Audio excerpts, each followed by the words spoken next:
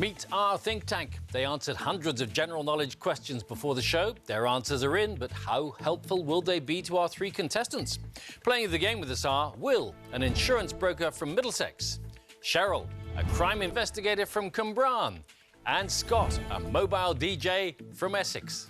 This is Think Tank.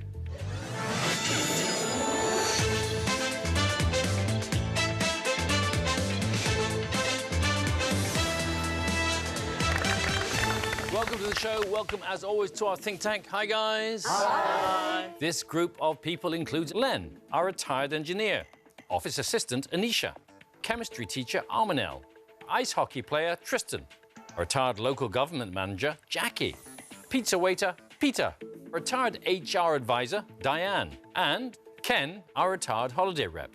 They're all here to help our three contestants throughout the show. Will, Cheryl, and Scott. Good to have you with us. Will, you work as an insurance account handler in Staines, in Middlesex, but you must have ventured further afield in your time, haven't you? Oh, yes, I've travelled overland to India and around Europe a couple of times as well. I love travelling. OK, how did you get to India? It was a bus from Victoria Coach Station to Kathmandu over 22 days. Wow, that's brilliant. What are your weakest subjects going to be, do you think? Modern culture, soaps and history. Well, Anisha, yeah, you can manage on pretty much all three of those, can't you? I can. If it's anything about the Kardashians in Egypt watching EastEnders, then I can help you. There you go. Perfect. OK.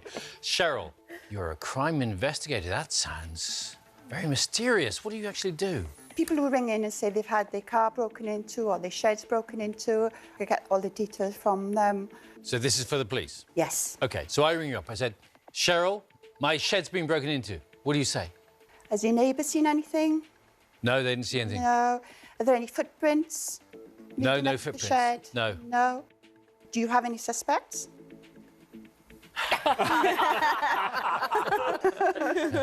Yeah, OK, that sort of thing. Well, Yes. I'm sure we're bound to find the culprit sooner or later. OK. Scott, you're a mobile DJ. What sort of events do you play music at? Yeah, I'm a resident wedding DJ. OK, you must have seen a fair bit of dad dancing in your time. When people have had a drink, they like to experiment with new dance moves. Yeah. But I'm not really one to talk because I used to be a holiday rep and due to my astonishing lack of rhythm, they had to cancel the cabaret because I couldn't understand the dance moves. Really? Yeah. Ken should be able to help you with that sort of thing because you're a holiday rep. You can bust a move or two. Yeah, ballroom dancing, line dancing, can occasionally. Wonderful. OK, welcome to all three of you. So, over 3 rounds, our contestants will try to tap into the knowledge of the think tank to build up as much money as possible. The 2 highest scorers go through to the final, but in the end, just one will walk away with a cash prize. So let's play the first round. So in this round, I'm going to ask you a question, then every member of the think tank will reveal the answer that they gave before the show. The correct answer will always be there somewhere, but also in the mix, any number of wrong answers too. Pick out the right one, £200 will be added to your prize fund. OK, you get 2 questions each. Will, you're up first. And here's the question. Which famous children's book was written by Ian Fleming? You don't have to answer that just yet. Let's have a look at what the think tank came up with on that one, starting with Len. Peter and Jane. The Very Hungry Caterpillar. Orlando the Marmalade Cat. Peter Pan. 003½. James Bond. Jamaica Inn. Chitty chitty bang bang. 8 different answers to choose from, Will. Remember, the correct answer is always there somewhere. What do you think? Funnily enough, it's a very good film. I saw it, and he was even much better in Mary Poppins, Dick Van Dyke. It's Chitty Chitty Bang Bang. Chitty Chitty Bang Bang's what you're saying. Which famous children's book was written by Ian Fleming? Will, you're saying Chitty Chitty Bang Bang. Let's see if you're right. You are indeed. Well done. Well done, Ken. Written in the early 1960s by Fleming for his son Caspar. £200 goes into your prize fund. And Cheryl, here's your first question. According to her modelling agency's official website, what is Kate Moss' waist size in inches? Well, don't look too worried, because one of the answers from the think tank will be right. Have a look at them. Len. 26. 22.5. 24. 22. 24. 6. 24. 26. So you've got 3 24s there. Doesn't necessarily mean that that is automatically the right answer. What do you think? Well, Peter, I don't think it's 6. Definitely out, sorry. She may be slim, but she ain't that slim. No. you know what I'm saying. I really don't know the answer. Len, 26. I think that's too much because notoriously models are very thin.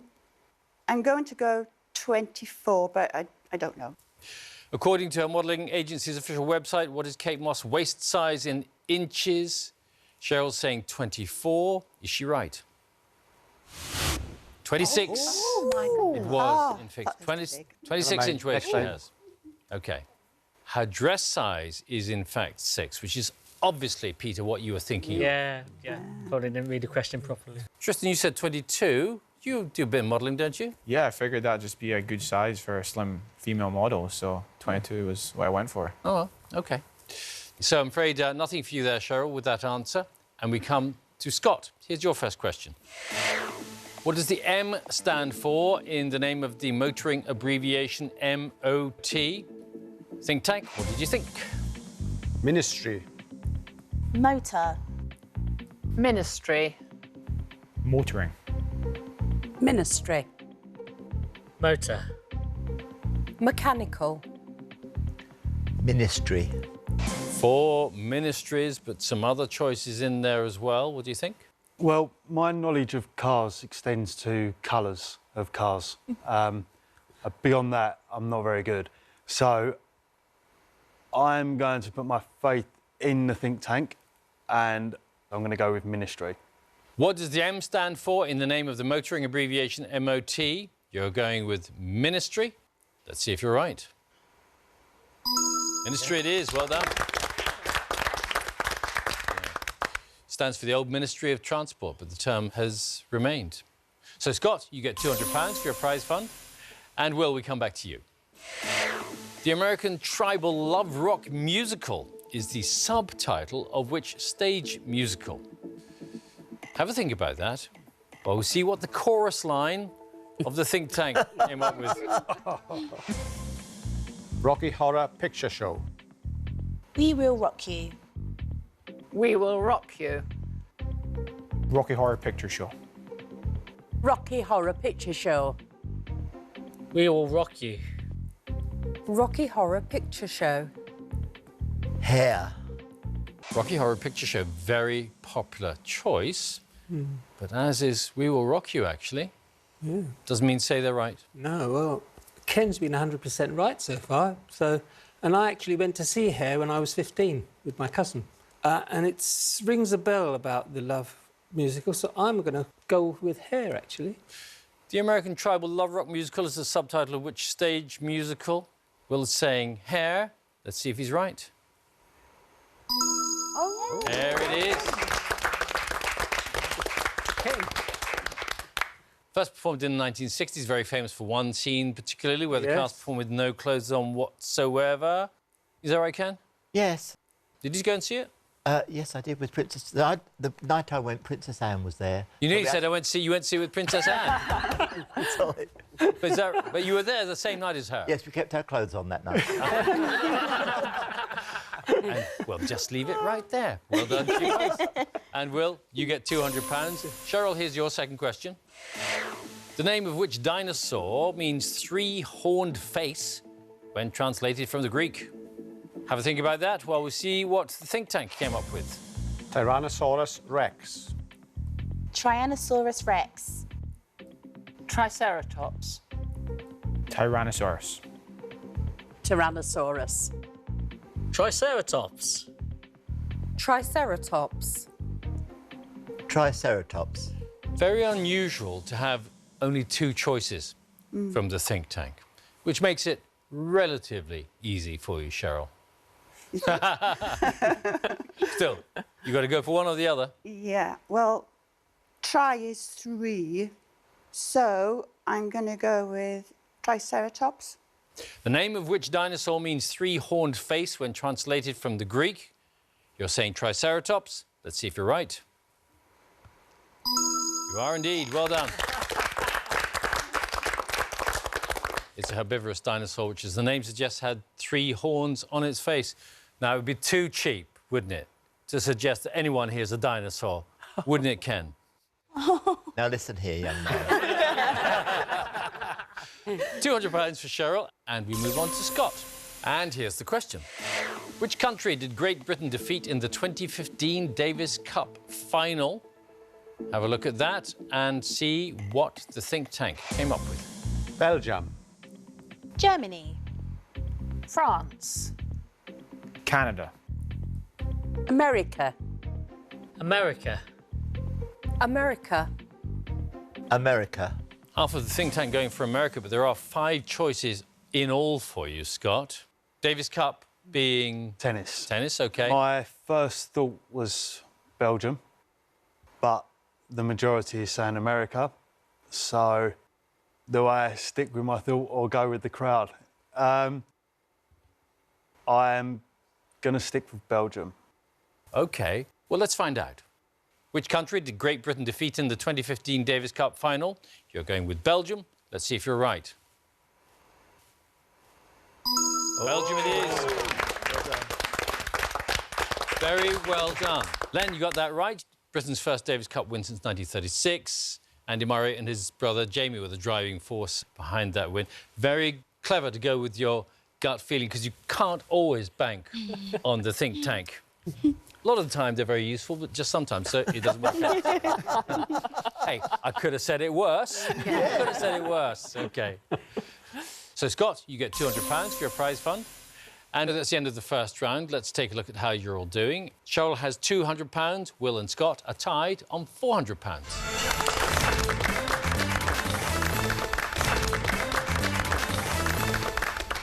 So that could all change, of course, in our next round. Every member of the think tank is holding 2 questions which they answered correctly before the show. You're going to take it in turns to pick someone from the think tank whose knowledge you think you can match, and for every correct answer, another £200 will be added to your prize fund, OK? Once a think tanker has asked both of their questions, they can't be picked again, OK? Will, you get to go first. You've got the whole bunch to choose from. Who would you like to go with? Diane, please. Why have you chosen Diane? I don't really know. It was impetuous of me. Impetuous of you. OK. So, Diane, let's hear a question that you answered correctly before the show. Good luck. It's a music question. And with which rapper does Alicia Keys collaborate on the UK hit single Empire State of Mind? You like your music. Do you like your rap? My eldest son loves rap music, and it's not my cup of tea. So you might have heard this in the background at some point. I will choose... I only know a few rappers. I think his name's something M. I can't think of the proper name for him. I say Tiny Temper. I can only think of Tiny Temper as a rapper. Tiny Temper. OK. Is it Tiny Temper, Diane? I'm sorry, it's not. It's Jay-Z. Ah, Jay-Z. Number 2 hit in 2009. OK. Nothing for you there, Will, I'm afraid.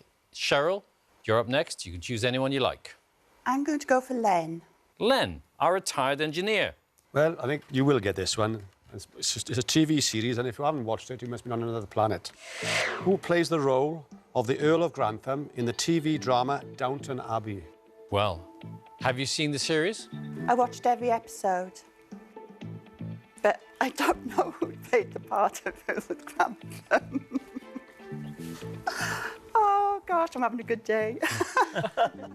Can you see him at all? Do you know which character the Earl of Grantham was? Yeah, he's gorgeous. Does that count? Hey, not. No, OK. Gorgeous, nice black hair.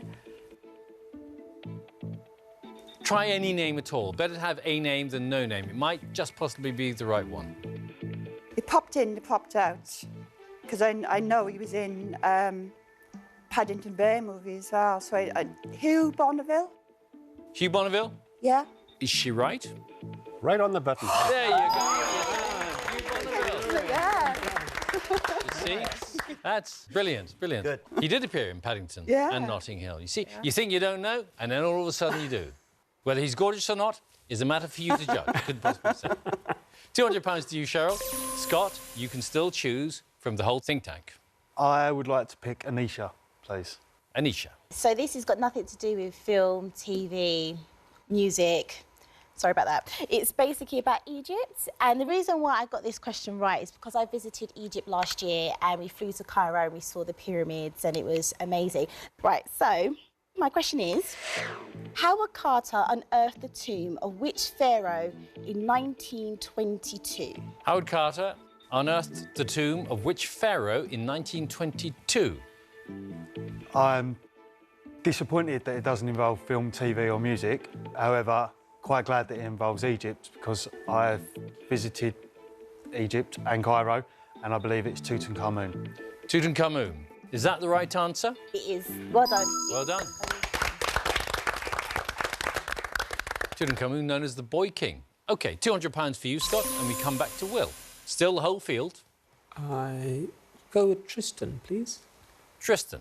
This is a geography question. I actually don't know how I got this right, but it just seemed to click at the time. Just stuck in my head. So good luck. Bodrum is a tourist resort in which country? Bodrum is a tourist resort in which country, Will? Right, it's somewhere in Northern Europe, I believe, but I have heard of it. I'm thinking Morocco, but I can't think of any other country it might be, so I'm going to stick with my first feeling of Morocco. OK. Morocco is your answer. Is it right? That was a good guess, but the answer is Turkey. Turkey was the answer we wanted. On the southwest corner of Turkey on the Mediterranean Sea. So nothing for you there, Will. Cheryl, your second question of this round. You can still go with anyone you like. I'm going to go with Len again. It was a bit of telepathy She fancies coming. me, doesn't she? Yeah. Don't tell the wife. Now, Len, let's hear a question that you got correct earlier then. All right. Which type of dog has the name that means badger hound when translated from German? Which type of dog has a name that means badger hound when translated from the German? How good's your German? Non-existent. I could say 99 Fräulein, but that's about it. That won't do it. No. Well, hound is hund, so I'm going to say Dachshund. Dachshund is what you're going with? Len? Ooh, on the button again. There you go. Well done. Originally bred to hunt badgers and other hole-dwelling animals, if you like. So well done, Dachshund. That was a good guess. £200 for you again, Cheryl. And Scott, we come to you. Anybody but Len. This time I'm going to go with Jackie. Jackie, our retired local government manager. Good choice. I was glad when I got this question because I'm quite into food and drink. You won't be able to tell, but I am quite into food and drink. And the question is, Conference and Concord are varieties of which food? Conference and Concord are varieties of which food? So, I have no clue as to what it may be. So I'm going to take a guess at apple. Apple. Is he right? So near, but so far it's pear. Oh. Pear. Conference pears, Concord pears. No money there for you, Scott. And Will, we come to the last question for this round for you. And again, everybody apart from Len. Ken has been very good in the first round, so I'll try Ken this time, please. OK, fine. I think you'll get this. It's well within your capabilities. Bamber Gascoigne, OK, was the original host of which TV quiz show, and it was first shown in 1962. Bamber Gascoigne was the original host of which TV quiz show, first shown in 1962? Right, it's one of my family's favourite programmes, actually, and it's doing quite well with Jeremy Paxman in it now. It's University Challenge. University Challenge. Ken, is he right? Yes, perfect. Good answer. Well done. Bamber Gascoigne was host of the programme from 1962 to 1987. 25 years. That's an amazing run. £200 to you, Will. Cheryl, we come to you. Oh, I can't have Len again, I'm No. sorry. I'll have Jackie, please. Oh, right. Good choice again. Got some fabulous contestants. I knew the answer to this one because I've actually been to this place. Well, the place where this person was born. The play Amadeus is about the short life of which composer? The play Amadeus is about the short life of which composer? I know the song Rock Me Amadeus, but that's about as much as I do know. Oh dear. Got a feeling it might be Mozart. Mozart's your answer? Yeah, it's as good as anything. Is that the composer we're looking for? That's correct, Mozart. Well done. The play was written by Peter Sheffer and suggests that Mozart's downfall was brought about by his rival Salieri. £200 to you, Cheryl. Very well done there. And Scott, here is your last question of this round. Who do you want to go with? Anybody apart from Len and Jackie? I'm going to stick with what worked the first time round and go back with Anisha. Anisha. OK, so this is kind of a film question, actually, because it was a book made into a film, so hopefully you'll get it. So, what is Charlie's surname in the Roald Dahl book Charlie and the Chocolate Factory?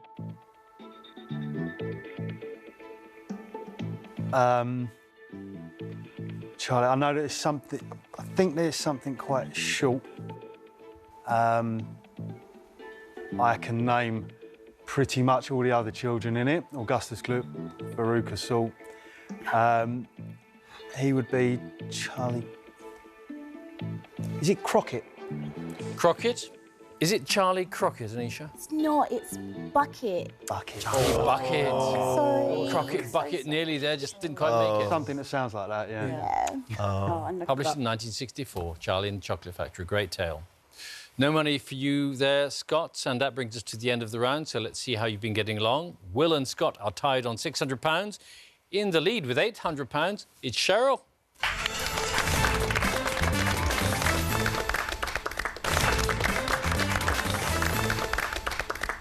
So, contestants, one of you will have to leave the game shortly, I'm afraid, but there is one last chance for any of you to take the lead. So, Will and Scott, you can still catch up. All of you are now going to be asked the same question. Two members of the think tank will then come along and tell you the answer that they gave before the show. Only one of them is going to be right, and they're going to tell you why they believe they are correct. OK, if you side with the right person, you'll add an all-important £200 to your prize fund. 5 questions only remain before we do have to say goodbye to one of you, so choose your answers carefully. First up, then, we're going to hear answers from Armanel and Tristan. And here's the question. According to Forbes magazine, who was the world's highest-earning model in 2015? Armanel. Well, I don't know much about supermodels, but this one I've heard of, and so because I've heard of her, I reckon that she was big in the industry, and the name is, and I hope I'm pronouncing it right, Gisele Bündchen. It could be Gisela Bündchen, but I believe that she's Brazilian, although it is a German name, but it's a lovely name. I've heard of her. OK. So she must be a major earner. Gisele Bündchen. OK. And Tristan. I went for Naomi Campbell because she's been in a lot of big campaigns and you've seen her do her walk down some major fashion designers. So Naomi Campbell, yeah. OK. Naomi Campbell or Gisele Bündchen, those are the choices. They both believe they have the right answer, but only one is correct. Contestants, please lock in your answers. OK. Will's gone with Naomi Campbell. Cheryl and Scott have chosen Gisele Bündchen. Who's right? Gisele Bündchen it is. Oh! Good job. Astonishing. Absolutely astonishing. Estimated earnings in 2015, $44 million. Career earnings of $430 million. Wow. Naomi Campbell not even in the top 20. But the most surprising thing for me is that you knew about Gisele Bündchen. But it's just such a nice It's a great name. Lovely name. Great name. Absolutely and right. She is Brazilian, isn't she? Yes. Yeah, with a German name. Great. Well done indeed. Thank you. So, Cheryl and Scott get £200, and we move on to the next question, where we hear from Ken and Peter. Here it is. Which actress has been nominated for the most acting Oscars? Ken. Well, I think the key word there is nominated and not necessarily won. I've sort of searched my memory banks and I've been quite a few of the old actors, even back to the silent days. But this one, I think, is the one, Meryl Streep. Meryl Streep, OK. Peter? I went for Judi Dench because I remember she got nominated for one for just appearing as Queen Elizabeth in Shakespeare in Love. And it's only a very short role and she was a bit embarrassed about it, actually. All right. Judi Dench or Meryl Streep? Those are the possibilities. Please lock in your choice.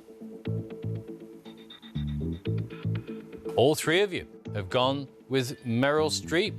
Confidence there. Let's see if you're right. You are indeed. Well done. Meryl Streep nominated 19 times. She's won 3 times only, though, with Kramer versus Kramer, Sophie's Choice and The Iron Lady. Judi Dench, on the other hand, nominated 7 times and won once with, as you mentioned, Shakespeare in Love. So, well done, Ken. Thank you. £200 then for all of you. And next we hear from Anisha and Len. Here's the question. Which is the smallest country by area of the 4 countries that make up the United Kingdom? Geography question for you, Anisha. Yeah, I was really bad with geography. I knew about the compasses, so never eat shredded wheat, and that's it. So... Hold on. Never eat shredded wheat. Never eat shredded wheat. North, east, south, west. Okay. That's always stuck with me, and Right. it's helped when I'm looking for stuff. So thanks. Right. I went for Wales. It was between Wales and Northern Ireland, so I just thought Wales. Then that's it. You just thought Wales? Simple, basically, yeah. OK. Any more scientific basis to your answer, Len? Yes, your colleague, Carol Kirkland, the weather girl. Kirkwood. Kirkwood. She stands there and she's pointing to all these different parts of the country, describing the weather, and I'm afraid it's Northern Ireland. Northern Ireland is my answer. OK. All right. Northern Ireland or Wales are the choices. Contestants, please lock in your answer. All three going with Northern Ireland. Let's see if you're right. Northern Ireland it is indeed. Northern Ireland, 5,456 square miles. Wales, just over 8,000. So quite a big difference between the two. Yeah. Well remembered from watching the weather forecast. Carol will be very happy to hear that. I do but not necessarily that you think her name is Kirkman, but still, it's a start. Well done, guys. Thank you very much. OK, £200 goes to all of you. And for our next question, we hear answers from Jackie and Armanel. And the question is, in Cockney rhyming slang, what is a syrup?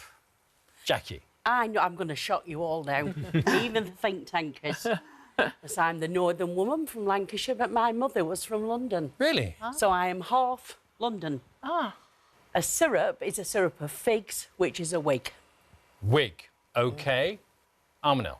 Well, I'm actually very fond of Cockney rhyming slang myself. I often go and take a butcher's hook, look.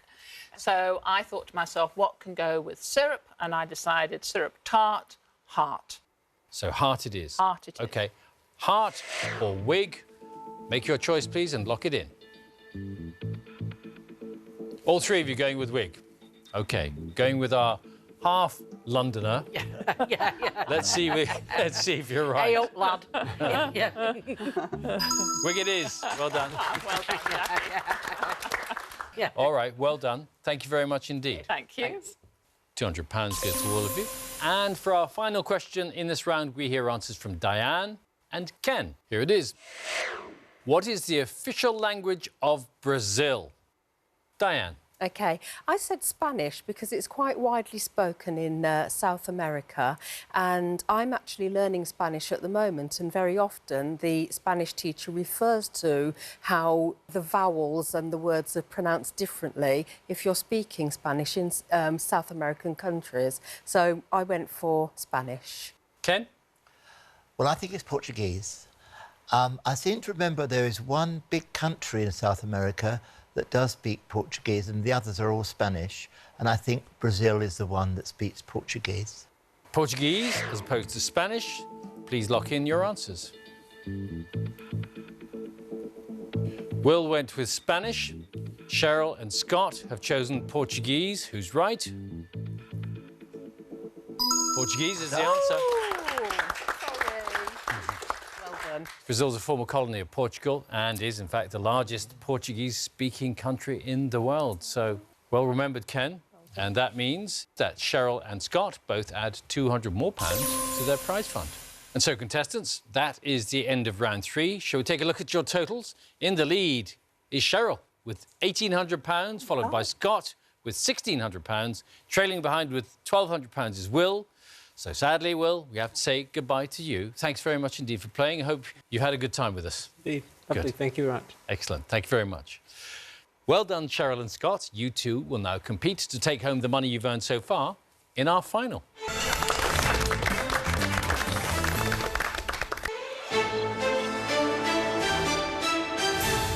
So, Cheryl, if you win, have you had any thoughts about what you might do with the winnings? Oh, yes. I'd love to go back to Orlando.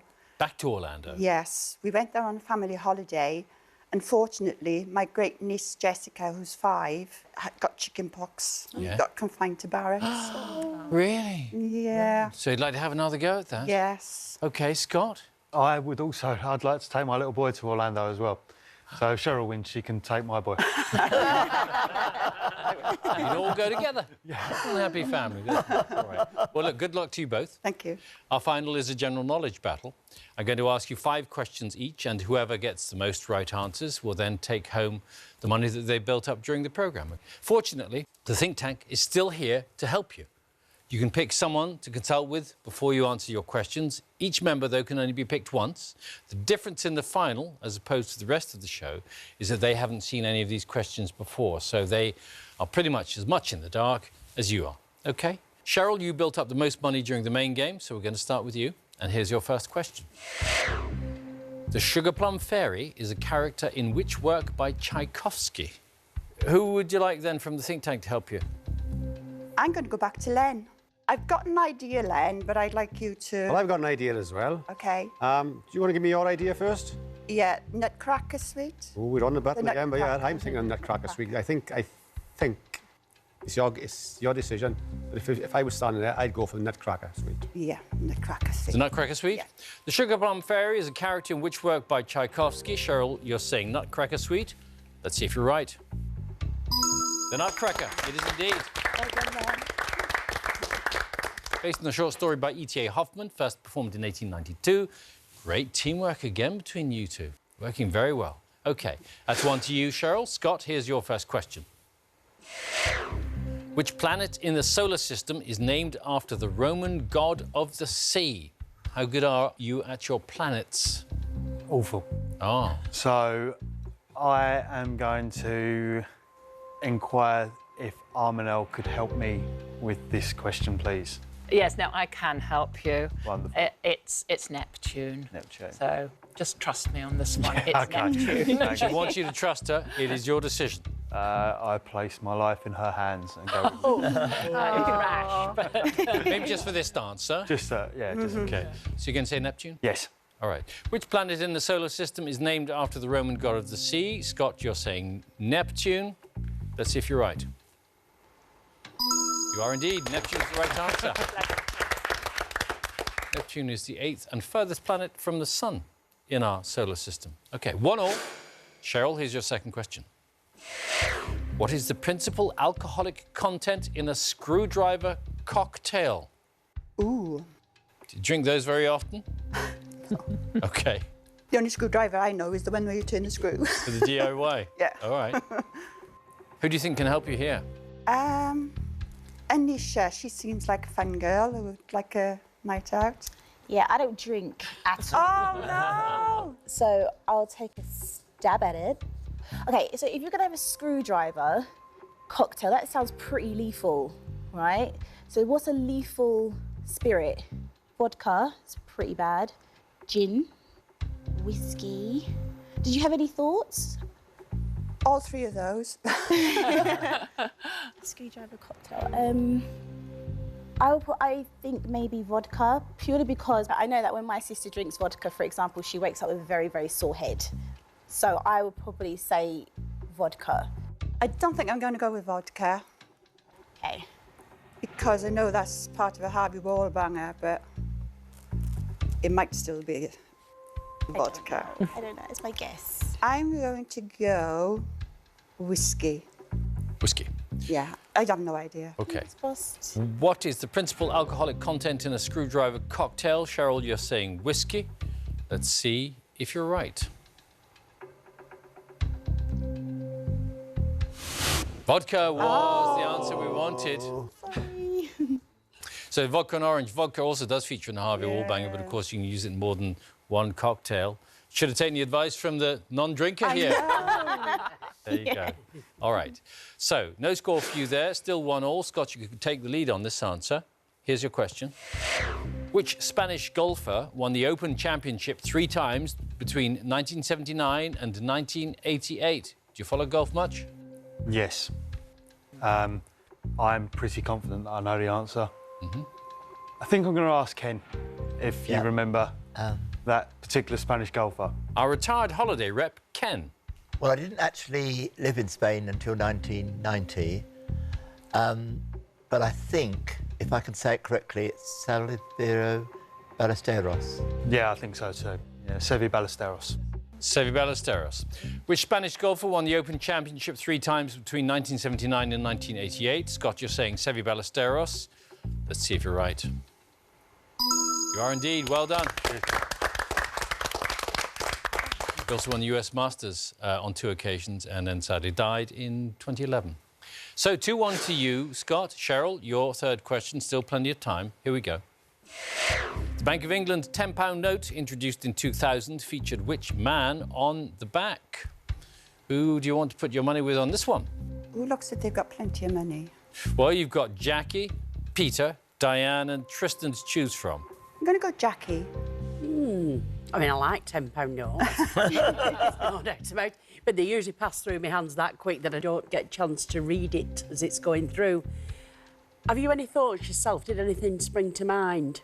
The only one that springs to mind is William Shakespeare, but Right. it's the only one I can think of. I had the image of somebody with really curly hair, you know, like somebody 1700 and something. But I'm really going out on a limb here. I'll certainly have a look next time. Next time I get one, definitely. I really can't help you, and I'm sorry, but I don't think I can help you. No, Oh, dear. I know. I'm not choosing very well on my bill. Oh, no, she's a lovely choice, Mr. Yeah, She yeah. just if you hasn't like. got the answer for you. No. OK. So you may have to come up with something yourself here, I think. It's going to have to be William Shakespeare. I don't think it is, but it's the only one that I know is on a banknote, so... We've done pretty well guessing so far on this I think programme. my haven't luck's run out. we? OK. The Bank of England £10 note introduced in 2000 featured which man on the back? Cheryl, you're saying it's William Shakespeare. Let's see. It's Charles Darwin. Charles Darwin. Shakespeare has appeared on a note in the past, but it was a £20 note. Ah. So, no score for you there. Scott, you're 2-1 up at the moment, and here is your third question. What is the name of the high school attended by Danny and Sandy in the film musical Grease? Just 3 members of the think tank, Peter, Diane and Tristan to choose from. I'm going to choose Diane. I believe they went to Rydell High. Rydell High. I can't argue with that. I really can't, because I didn't... I mean, that's really good knowledge to remember the school. That's where you want to go with? Yeah, please. OK. What is the name of the high school attended by Danny and Sandy in the film musical Grease? Scott's saying Rydell High. Let's see if he's in the right place. He is indeed. It is Rydell High. Well done. Grease first performed in 1971. When it came to the West End, Richard Gere was in the lead role. And, of course, John Travolta played it in the film. OK, 3-1 is the score now. To stay in the game, Cheryl, you do have to get this right with your fourth question. OK? Here we go.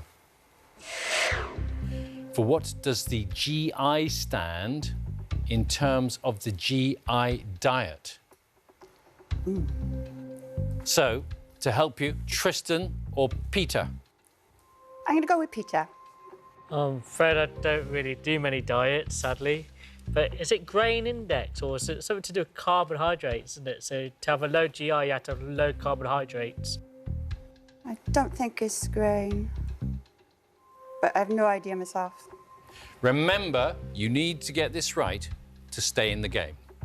I think I is definitely index.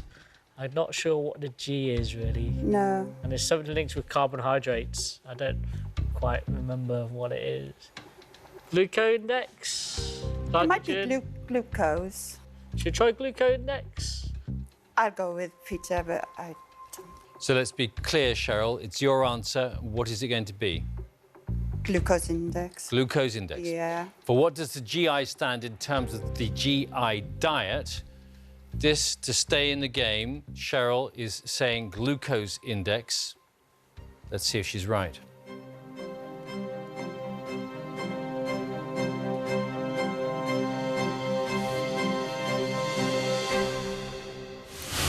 Glycemic index was the answer. Oh. So it means congratulations to you, Scott. You are the winner. Well done.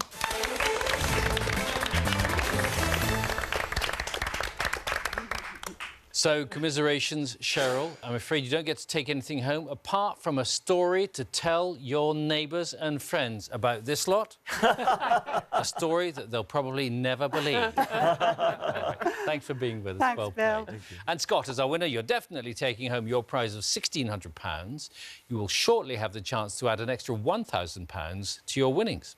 First, shall we take a moment to congratulate the think tanker who gave the most correct answers during the show, and it was Ken. Well done. That night out with Princess Anne to see hair worked wonders for you, didn't it? Yes, she paid for it as well. See what I mean about stories they'll never believe? OK. Scott, you have one last chance then to seriously boost your prize as you face our question impossible. So, Scott, this is the toughest question of the whole show because no one in our think tank answered it correctly earlier. So if you can achieve what none of them could and give us a correct answer, then an extra £1,000 will be yours, OK? Let's take a look, then, at your question impossible. The word Mackham refers to people from which city?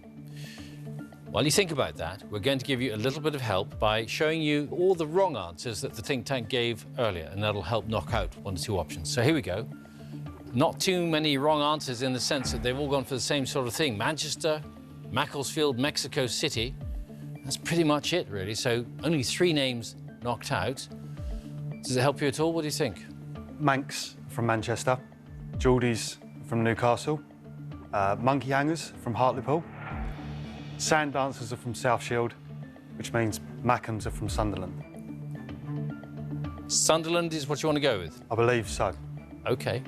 At the moment, you have £1,600. This is for an extra £1,000. The word Mackham refers to people from which city? Scott, you're saying Sunderland. If you're right, you'll be leaving with £2,600. Fingers crossed for you, Scott. Thank you. Let's see if you're right.